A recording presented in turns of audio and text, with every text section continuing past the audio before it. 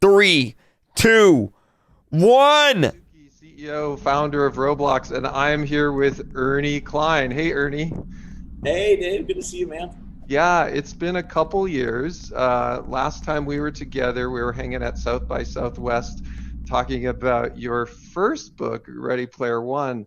But today it's Ready Player Two, and we're celebrating the publication in the US and the UK. I think it's safe to say this is probably the most highly anticipated fiction book of 2020. It's clearly on track to be a massive hit. I've read it. I'm blown away. It's worth it. It's worth the wait. I'm excited for people to finally get to read it. With Ready Player 2, we're going to see a lot of great stuff. There's another quest. There's some technical advancements that Halliday left for Wade that could change a lot of things. We've got a lot of action. I think, it's not just the future of the Oasis, it's even a bigger I can't zoom in. That's as far as it goes. Because you're a visionary and you're thinking about VR all the time, I think there may be even hints and advancements there. So there's a lot in this thing coming. It's lots happened since I wrote the first book. I sold it back in 2010, so it's been 10 years, and the whole landscape of VR has changed since then. So there was a lot to take into consideration when I was writing Ready Player 2. The event we did on Roblox in 2018 had 13 million people participate. Yeah. I think it's fair to say this is going to be even bigger.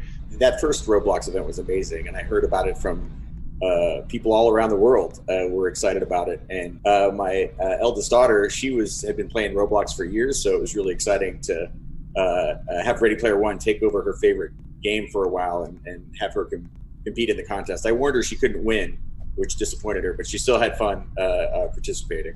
Yeah, I think when we talked at South by Southwest, you hinted a little about your daughter. I'm flattered to hear she's hanging on Roblox in the midst of all that's going on. What if she's watching right now? Sharing that with us. It's been a huge boon for, I think, kids everywhere, just because it's like the Oasis. It's the closest thing to the Oasis that kids have right now. And just being able to jump in to Roblox whenever they get bored and be with their friends and spend time together in a virtual space has been really therapeutic. So you guys are doing good work. So, hey, you're making history with Ready Player 2. Let's roll back to Ready Player 1 because you captured the imagination, I think, of just so many people from so many walks of life. And there was a movie that came out of that, which was also incredible.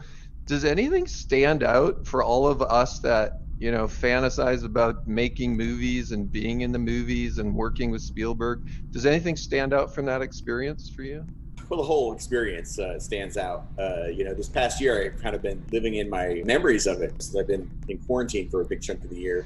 I spent a lot of time thinking about what a great year 2018 was and how it just exceeded all my expectations. Really what you imagine making a movie with Steven Spielberg is it's really like that. It's like a dream come true. I want to be in the sequel. See so many things that were in my book, brought to life, including the stacks, like this idea of stacked trailers that I built in my imagination ended up getting in the background. Real. So that stands out to me. I remember driving towards Leavesden Studio in London and seeing the stacks on the skyline for real, and engineers had built this thing that I had just imagined. When you have this in your imagination and then all of a sudden you see it in the movie in real life, how does that feel? Was it at the point of your imagination, beyond your imagination? Like, how do the two line up there? Well, in my imagination, I don't drill down into all the minute details the way that they do when they make a movie. You have to dress the sets and imagine everything. So I could walk up into any one of these stacks of trailers and go into any trailer, and the whole trailer, looked like somebody lived there.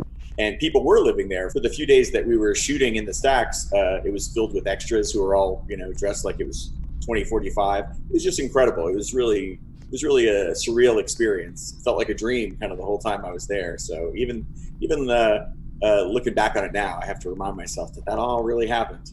I know from last time we talked, you're a big Spielberg fan. If we move out of science fiction into non-science fiction movies, he's got a huge collection there as well. Is there anything that pops out to you like an old favorite of yours? Out of his non-science he does fiction have a films, DeLorean. I would say Jaws With is a probably Ghostbusters my all-time. logo on it. That movie, I remember seeing it and being scared in the movie theater with my parents. Yeah, everyone was. Yeah. Was there anything in that movie that you thought like stuck out to you? Favorite line? Anything from it?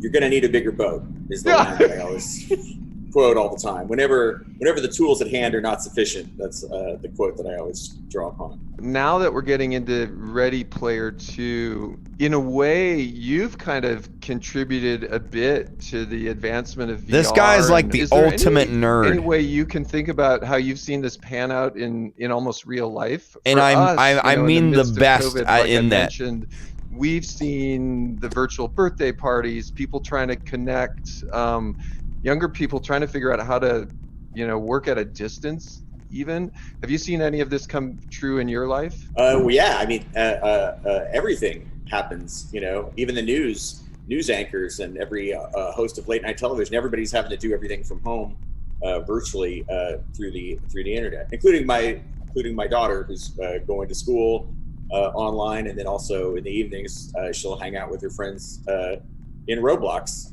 and spend time in a virtual space there. Which reminds me, she wanted me to ask you if you could get her a unicorn. I think there's probably like hundreds of different types of unicorns, and now that we've opened up the UGC store, I want a on unicorn. Roblox, there are probably people making unicorns. Oh, right on. So absolutely, high five to that. A lot of people now are talking about the metaverse, and we've also seen people starting to chat not just about how we work or how we learn, but how we consume entertainment, how we work together. Ultimately, I think the vision of Ready Player 1 and Ready Player 2, and thinking about this vision of the metaverse, is all these things we do in real life, we can start to imagine, doing in the metaverse. Have you seen any other pandemic-related things going on related to that, or any other metaverse-related advancements since you wrote Ready Player 1? Yeah, a bunch. So much of what I was just imagining in Ready Player 1 has since come about. Like the Oculus Quest, I got a Oculus Quest, my Oculus Quest here, that I use to hang out in big screen with my friends. There's a VR app called Big Screen where you can hang out in a virtual. That was a hint and for B-Storm Simulator, but we already got that. Together. And afterwards, when you hung out in a virtual space, you really feel like you spent time together. It's really amazing. Yeah, so we did, like the One World Together concert inside of Roblox, and there was this really interesting thing of walking around with friends, then looking up at the screen. I found myself going from in 3D screen to full screen mode back and forth, and I really like looking over to my friend next to me and like watching it together.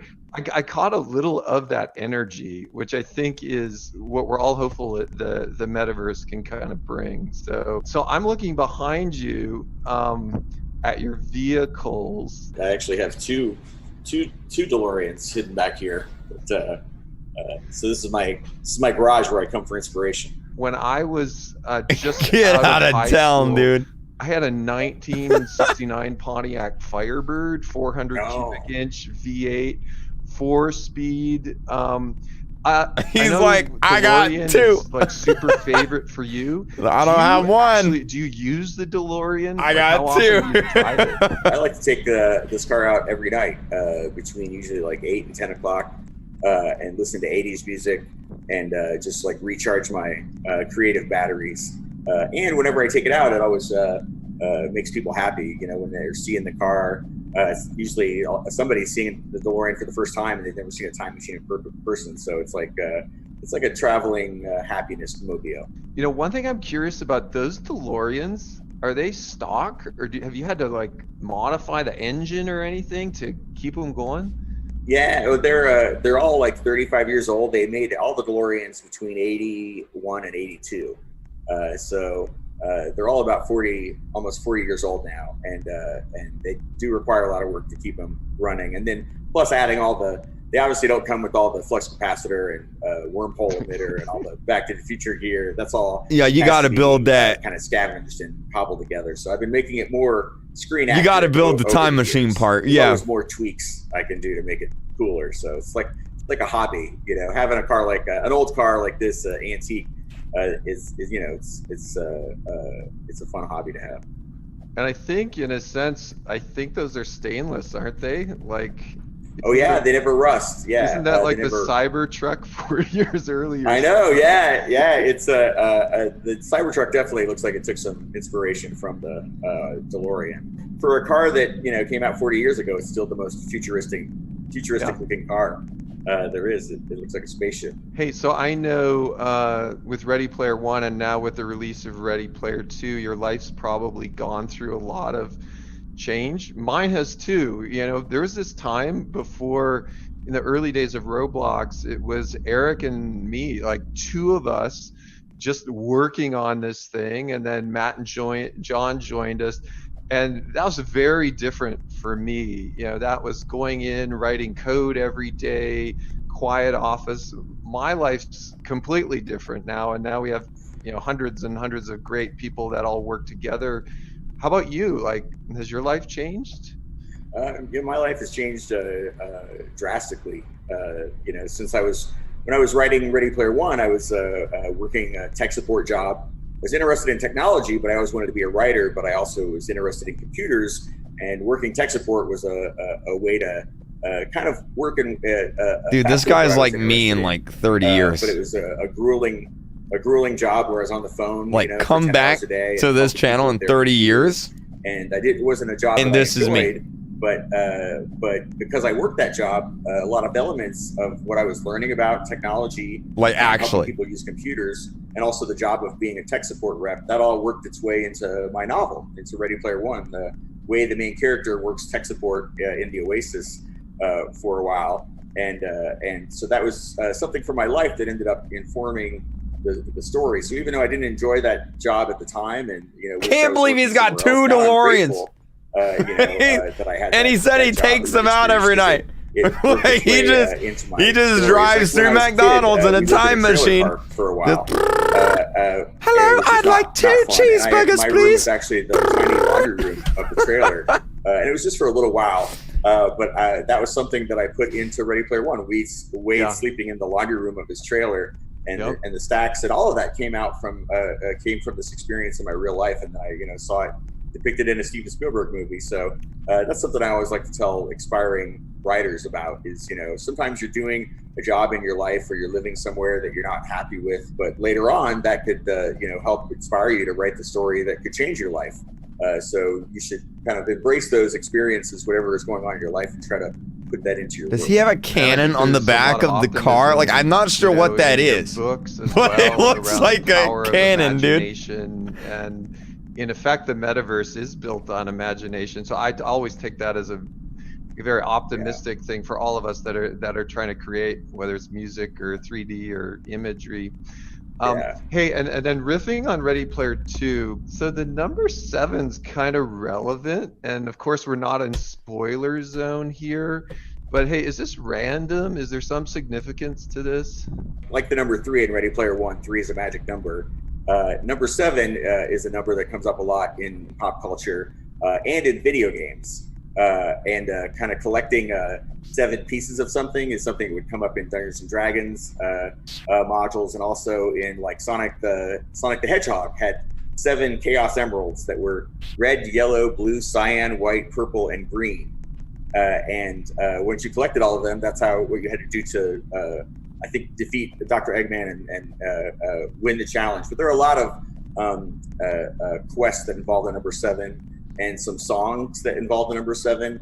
And so I saw that was a way to weave all those things into the story and have a kind of a connecting element between them. So it'll make sense what I'm talking about once you this guy is like but yeah, the number 7 was a big influence. So hey, with Ready Player He's One, like the final boss of like a nerd raid. Worn a VR headset. Again, I mean this in the best way possible. Tech and to your vision through the book and through the movie. And like, how does he just remember the colors of the Chaos Emeralds like that? Sci-fi writer, That's you're also crazy. a futurist in a way. I mean, that's part of the gig of being a sci-fi writer, which sounds really fun. And I think in Ready Player 2, I think you go even a little further, and there's some really exciting kind of vision going beyond that. When we at Roblox, we kind of done the same thing. We've had vision for 15 years, and it takes a lot of time for some of these things to become reality. But when they do,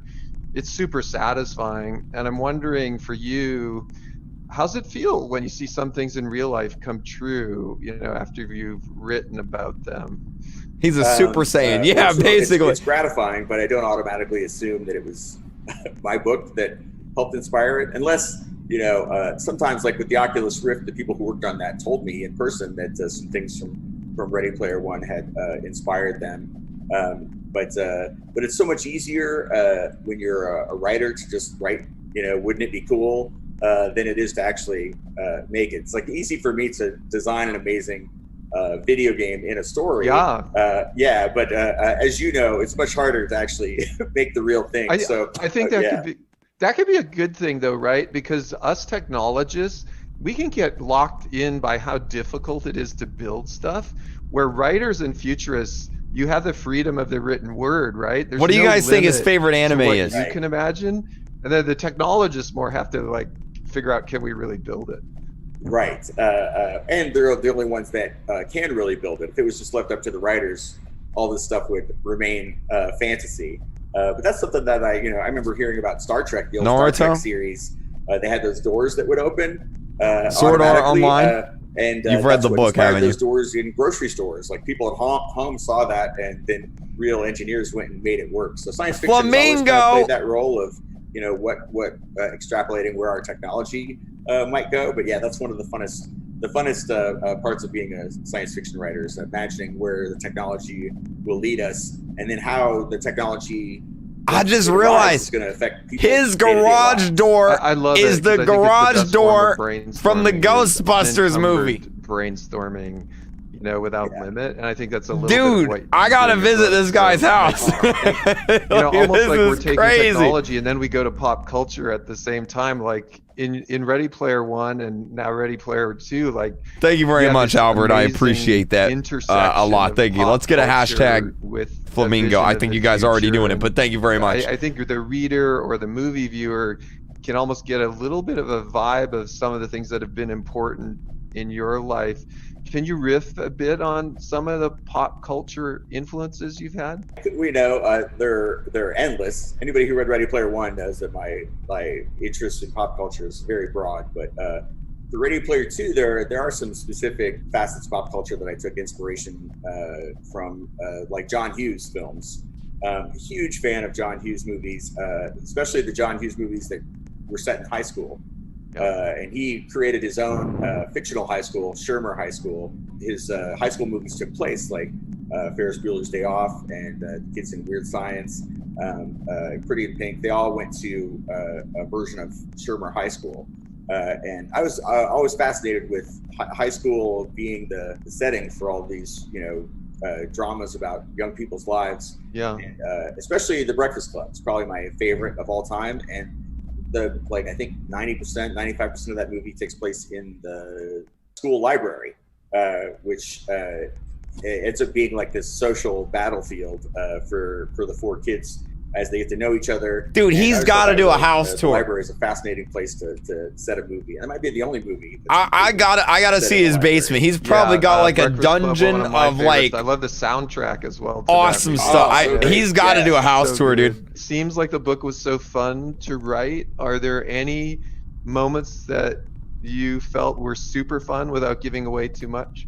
I don't think I can give away the super fun moments without giving away too much. But I will tell you, it was I had fun. I had fun the whole time I was writing it. Because I knew, unlike with Ready Player One when I wrote it, I wasn't sure if anyone was ever going to read it. Outside of my friends and family. Whereas this, I knew there were a lot of people waiting and excited to read it. And that whatever I wrote, that story was going to play out. Those events were going to play out in billions of people's imagination, and imagination is even more powerful than computers or the movie platform. Like the human imagination, still you can't beat that. So I had a lot of fun thinking about elements in the story that would set people's imagination alight, hopefully. So that's what I did my best. I'm really hoping people enjoy it. Well, I have a motion I make at Roblox, which is out of the park. So Yeah. Oh. I think it's out of the park. So I think everyone's going to really enjoy reading Ready Player 2. Like, kudos to you. It's awesome. And I think also the Robloxians are going to love the challenges as well that we've got in store. So Ernie, thanks again. You know, in the midst of all these crazy times, hanging with you has been a highlight for me. I really appreciate it.